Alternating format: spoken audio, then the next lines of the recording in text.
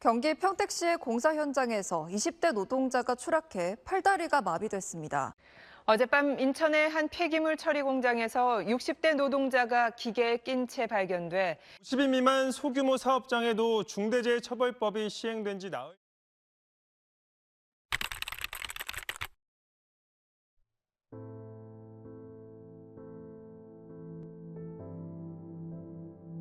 일제의 침략으로 인해 광산과 부두 및 운수분을 중심으로 근대 노동자가 탄생하였습니다. 1910년대 가공업을 중심으로 공장 노동자의 수가 약 14,000명에서 58,000여 명으로 증가되었습니다. 1920년 4월 회사령의 폐지로 일제의 식민지 공업 육성에 따라 일본 자본의 투자가 크게 확대되었습니다.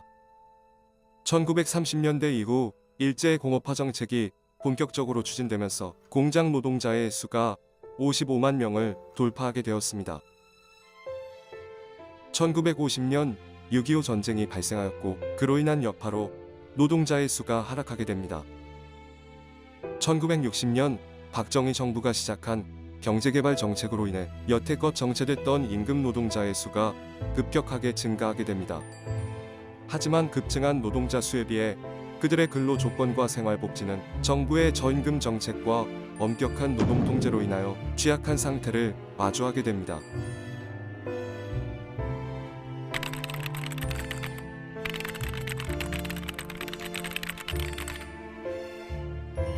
전태일은 가정 형편이 어려워 생계 유지를 위해 견습공으로 취직하게 되고 매우 열악한 환경 속에서 평균 15시간씩 일하였습니다. 일하다가 죽은 동료를 통해 근로기준법에 대해 알게 되었고 바보회를 결성 후 노동청과 시청에 진정했으나 성과는 없었습니다. 결국 1970년 11월 13일 전태일은 우리는 기계가 아니다라는 구호를 외치면서 휘발유를 뒤집어쓰고 몸에 불을 붙였습니다. 그렇게 그는 치명적인 부상을 입고 세상을 떠났습니다.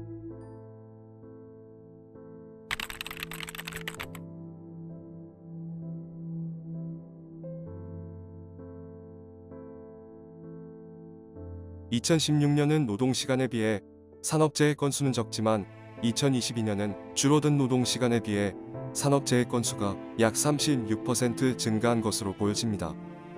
그러나 정규직과 사업장 노동자들에 대해 노동법과 사회보험이 제대로 적용되지 못하는 사각지대가 존재하고 있습니다.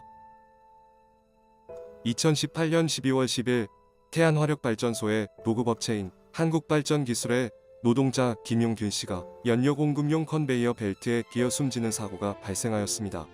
그가 사망한 후 시신은 현장에서 4시간 동안 방치되어 있었고 시신이 발견된 상태에서도 사후 대처를 하지 않은 채로 작업은 계속 진행되었습니다. 같이 일하던 동료에 의해 발견되었지만 시체는 이미 심각하게 훼손된 상태였습니다. 사고 발생 후 진행된 수사에서 야간 근무는 2인 1조로 진행되는 것이 원칙이지만 김용균 씨가 근무한 당일을 비롯하여 대부분 인력 수급 문제로 1명씩 근무를 했던 사실이 밝혀졌습니다. 사고 발생 후 1년 8개월이 지나서야 한국서부발전 사장을 산업안전보건법 위반, 업무상과 실치사 혐의로 기소하였습니다. 재판 결과는 무죄 확정. 아무도 김용균 씨의 죽음에 책임이 없다는 결과가 나왔습니다. 유족들은 국회 입구에서 재정 요구 시위를 진행하였으며 그 결과 재정안이 국회에 통과되었습니다. 2022년 10월 15일 경기도 평택의 제빵공장에서 근무하던 노동자가 소스 배합기에 끼어 사망하였습니다. 사고 발생 후 현장 관리자들은 사고 현장을 흰 천으로 덮은 채로 다른 노동자들에게 작업을 계속하라며 지시를 내렸습니다. 교반기에 낀 피해자의 시신을 처음 꺼낸 건 함께 일하던 동료들이었습니다.